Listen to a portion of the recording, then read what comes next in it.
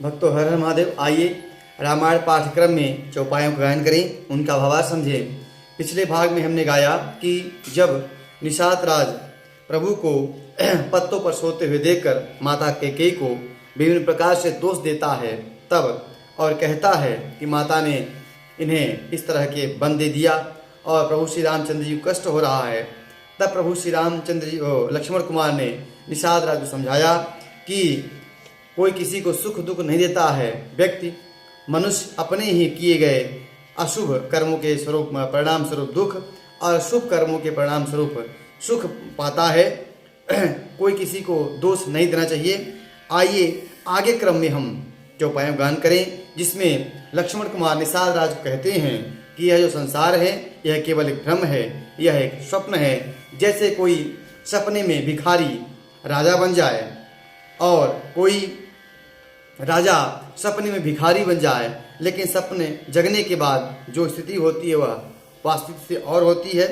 आइए आगे क्रम में हम चौपायों गायन करें।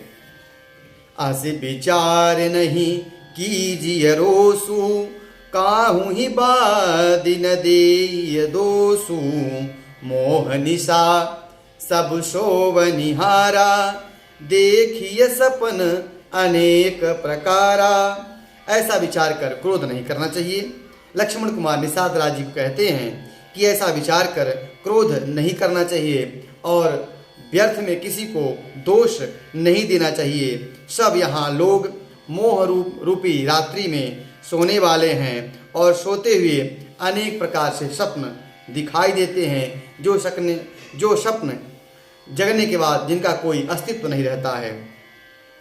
एहि जग जामिनी जागहि जोगी, परमारथी प्रपंच वियोगी, जानिय तब ही जीव जग जाया, जब सब विषय विलास विरागा। लक्ष्मण कुमार जी निषाद राज को समझाते हैं कि इस जगत रूपी रात्रि में केवल वही लोग जागने वाले हैं जो जोगी हैं, जो परमार्थी हैं और जो माइक जगत से छूटे हुए हैं। इस जगत में वही जीव जागा हुआ माना जाता है जिसका जीवन में संपूर्ण भोग विलासों से वैराग्य हो गया हो।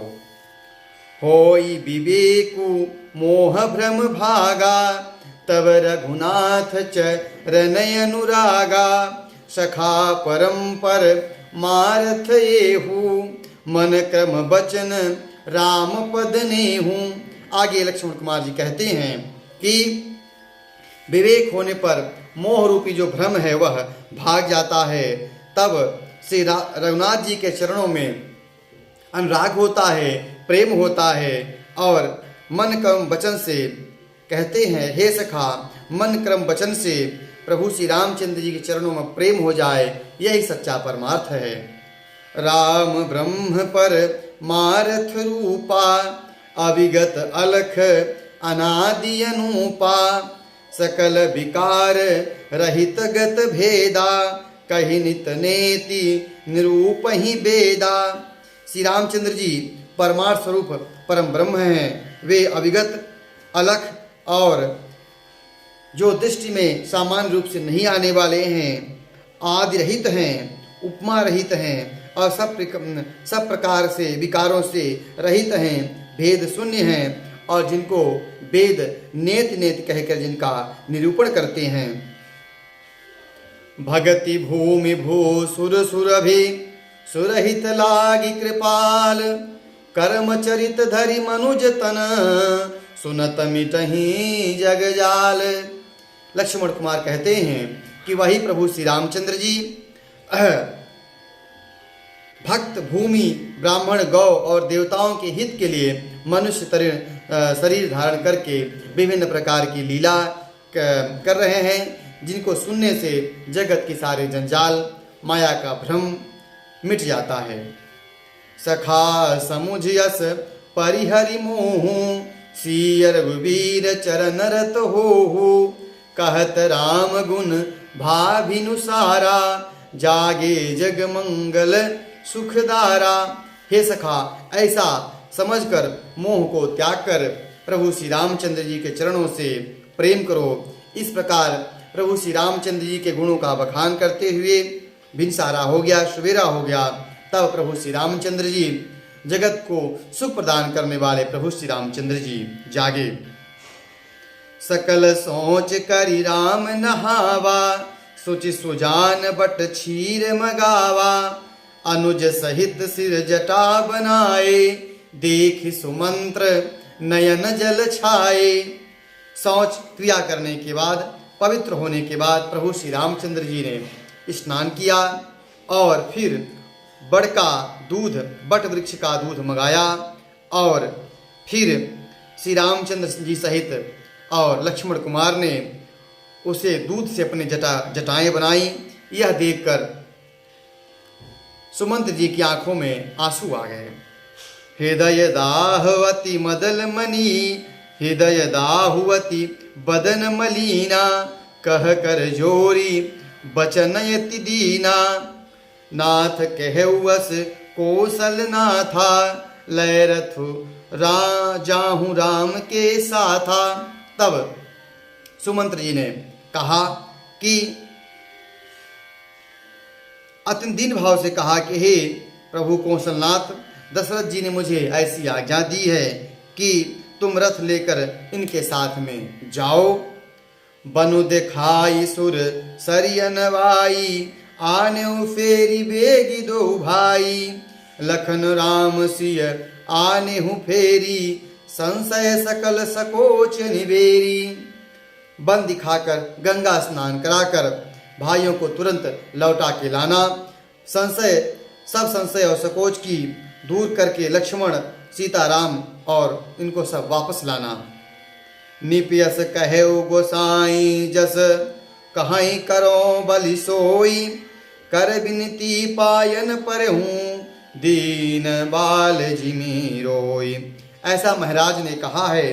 अब प्रभु जैसा कहें वह मैं वैसा ही करूं, मैं बलिहारी हूं।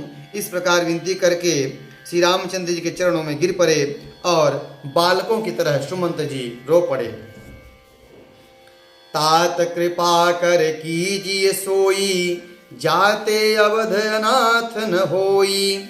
मंत्री ही राम उठाई प्रबोधा, तात धर्म मत तुम सबु शोधा। सुमंत जी चरणों में पड़े पड़े प्रभु श्री रामचंद्र जी कहते हैं कि हे तात, आप वही कीजिए जिससे अवध जो है वह अनाथ न हो। तब प्रभु श्री रामचंद्र जी ने सुमंत को उठाया और विभिन्न प्रकार से उन्हें समझाया और कहा कि आप तो सब धर्म के मर्मज्ञ और सिद्धांतों को जानने वाले हैं। शिव दधीच हरिचंदन ऐसा, सहे धर्म हित कोटि कलेसा। रंति देव बलि भूप सुजाना, धर्म धरेउ नहीं धर्म धरेउ सही संकट नाना। प्रभु श्री रामचंद्र जी फिर दुहाई देते हैं कि शिव दधीच और राजा हरिश्चंद्र ने धर्म के लिए करोड़ों कष्ट सहे हैं। बुद्धिमान राजा रंतिदेव और बलि बहुत से संकट सहकर धर्म को पकड़े रहे, उनका पालन किया, पर धर्म को कभी छोड़ा नहीं। धर्म न दूसर सत्य समाना, आगम निगम पुराण बखाना। मैं सोई धर्म सुलभ करी पावा, तजे तिहूं पर पुर अपजसु छावा। वेद शास्त्र और पुराणों का में कहना है कि सत्य के समान कोई दूसरा धर्म नहीं है। मैंने उस धर्म को सहज ही पा लिया है। इसका त्याग करने से तीनों लोकों में अपयश छा जाएगा। संभावित कहूँ अपजस लाहू, मरण कोटि समदारुण दाहू। तुम सनतात कहूँ बहुत का कहूँ, दिए उतर फिर पातक लहू। फिर प्रभु श्री रामचंद्र जी सुमंत को कहते हैं कि प्रतिष्ठित पुरुष के लिए अपयश की प्राप्ति करोड़ों मृत्यु के समान भीषण संताप देने वाली है। हे तात, मैं आपके लिए अधिक क्या कहूँ, लौटकर उत्तर देने से भी पाप का भागी होता हूँ। पेतु पद गही कही कोटि नति, विनय करब कर जोरी। चिंता कब निहु बात के, तात करिय जनि मोरे। प्रभु श्री रामचंद्र जी कहते हैं कि आप जाकर पिताजी के चरणों में पकड़कर मेरे करोड़ों नमस्कार के साथ हाथ जोड़कर विनती करिएगा और कहिएगा कि हे तात, आप मेरी किसी प्रकार से किसी बात की चिंता न करें।